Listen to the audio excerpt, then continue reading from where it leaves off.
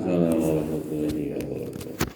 Innal hamdalillah, segala puji bagi Allah Subhanahu wa ta'ala. Nahmaduhu wa nasta'inuhu wa nastaghfiruh. Hanya kepadanya kita memuji, meminta pertolongan serta bertaubat dari dosa-dosa kita. Wa na'udzubillahi min syururi anfusina, dan hanya kepada Allah pula kita meminta agar dijauhkan dari keburukan diri kita. Wa min sayyiati a'malina, dan dari segala dosa yang pernah kita lakukan. Man yahdillahu fala mudhillalah, barang siapa yang telah Allah berikan petunjuk maka tidak akan pernah sesat selamanya. Wa man yudhil fala hadiyallah, dan barang siapa yang telah Allah sesatkan maka tidak akan mendapatkan petunjuk selamanya. Wa asyhadu an la ilaha illallah wahdahu la syarikalah, wa asyhadu anna Muhammadan abduhu wa rasuluh. Saya bersaksi tiada Tuhan yang berhak disembah selain Allah, dan Muhammad benar-benar hamba juga utusannya. Qala Allah Ta'ala, Allah mengingatkan dalam kitabnya, ya ayyuhallazina amanu taqullaha haqqa tuqatih wa la tamutunna illa wa antum muslimun. Hai sekalian orang-orang yang beriman, bertakwalah, patuh dan tunduklah kepada satu-satunya pencipta langit dan bumi, yaitu Allah yang maha kuat dan maha perkasa. Sebenar-benarnya patuh dan tunduk, dan janganlah kali-kali kalian meninggal dunia kecuali dalam keadaan Islam. Allah Subhanahu wa ta'ala berfirman di ayat yang lain, qala Allah Ta'ala, ya ayuhan nasu taqu rabbakumul ladzi khalaqakum min nafsin wahidah wa khalaqa minha zawjaha wa bassa minhuma rijalan katsiran wa nisaa wa taqullaha alladzi tasaaluna bihi wal arham innallaha kana 'alaikum raqiba.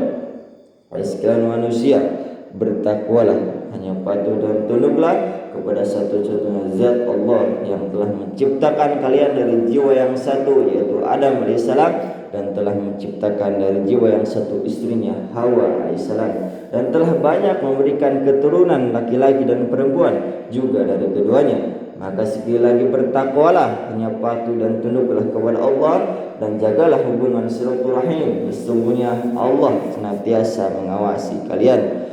Di ayat yang ketiga, qala Allah Ta'ala, ya ayyuhallazina amanu taqullaha haqqa qawlu qawlan sadida yuslih lakum a'malakum wa yaghfir lakum dzunubakum wa may yuti'illahu wa rasulahu faqad faza fawzan 'azima. Sekalian orang-orang yang beriman, sekali lagi bertakwalah, hanya patuh dan tunduklah kepada Allah, dan ucapkanlah kalimat yang benar. Pastilah Dia akan memperbaiki amal-amal perbuatan kalian, mengampuni dosa-dosa kalian. Barang siapa menaati Allah dan Rasulnya, maka ia telah mendapatkan kemenangan yang besar. Amma ba'd. Jemaah salat subuh yang semoga dirahmati oleh Allah Subhanahu wa ta'ala. Lanjutan kemarin dari syafaat Al-Quran dari hadis ke-8 yang berbunyi dari Sayyidina Abdurrahman bin Auf radhiyallahu an, dari baginda Rasulullah sallallahu alaihi wasallam. 3 hal yang akan berada di bawah arsy ilahi pada hari kiamat. Pertama, Al-Quran yang akan membela hamba Allah Subhanahu wa ta'ala yang memiliki zahir dan batin. Kedua, amanah. Ketiga, hubungan persaudaraan yang berseru. Ingat, siapa yang menjambung aku, Allah Subhanahu wa ta'ala akan menyambungnya dengan rahmatnya. Siapa yang memutuskanku, Allah Subhanahu wa ta'ala akan memutuskan dari rahmatnya. Dari kitab Syahrul Sunnah. Adapun maksud yang memiliki zahir dan batin, zahir maksudnya makna Al-Quran yang dipahami oleh semua orang. Sedangkan batin maksudnya makna Al-Quran yang tidak setiap orang dapat memahaminya. Dalam hal ini, baginda Rasulullah SAW bersabda, barang siapa menafsirkan Al-Quran dengan pendapatnya sendiri, maka ia telah melakukan kesalahan, meskipun pendapatnya itu benar. Sebagai ulama mengemukakan bahwa maksud zahir Al-Quran adalah lafaz-lafaz Al-Quran yang dapat dibaca oleh semua orang, sedangkan batin Al-Quran adalah makna dan maksud yang terkandung dalam Al-Quran yang dapat dipahami sesuai dengan tingkat kemampuan masing-masing. Sayyidina Ibnu Mas'ud radhiyallahu anhu berkata, "Jika kalian menginginkan ilmu, maka pikirkanlah dan renungkanlah makna-makna Al-Quran, karena di dalamnya terkandung ilmu orang-orang dahulu dan orang-orang sekarang. Namun, untuk dapat memahami maknanya, kita mesti menunaikan syarat dan adab-adabnya terlebih dahulu. Jangan seperti zaman kita sekarang ini, hanya bermodalkan pengetahuan tentang beberapa lafaz bahasa Arab, bahkan yang lebih parah lagi, hanya sekadar melihat terjemahan Al-Quran, seseorang berani berpendapat mengenai Al-Quran.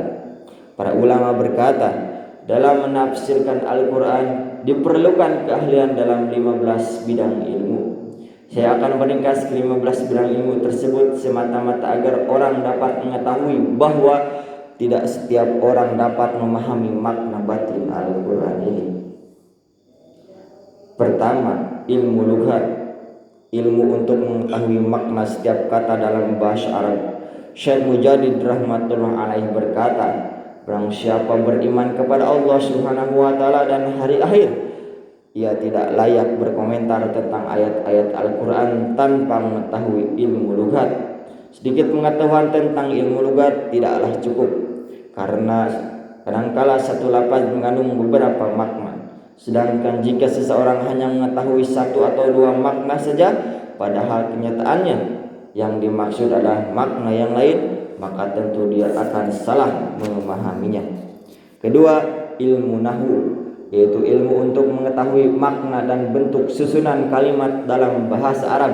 Amat penting mengetahui ilmu nahwu, karena sedikit saja i'rab, bacaan akhir kata akan berubah arti kata tersebut. Sedangkan pengetahuan tentang i'rab hanya dapat dalam ilmu nahwu, hanya dapat didapat oleh ilmu nahwu, dalam ilmu nahwu.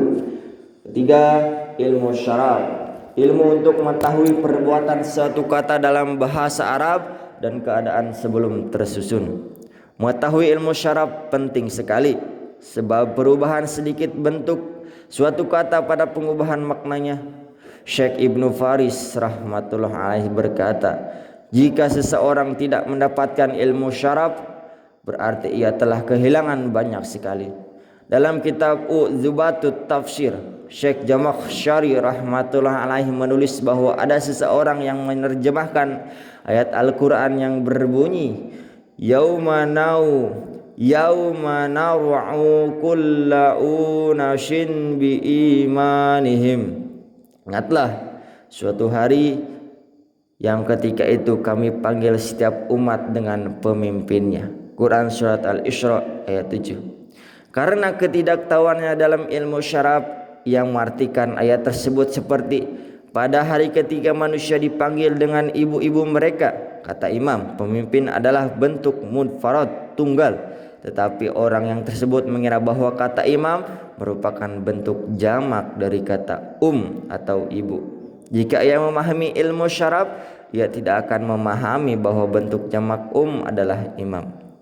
Alhamdulillah din, baru saja kita mendengarkan tentang syafaat Al-Quran dan tentang ilmu-ilmu Al-Quran yang harus diketahui.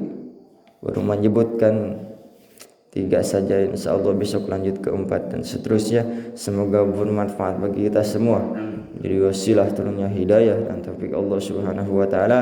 Bila kita niatkan di dalam hati sumber kita, terus nantiasa mengamalkan dan menyampaikan pada yang lainnya, insya Allah hadirin.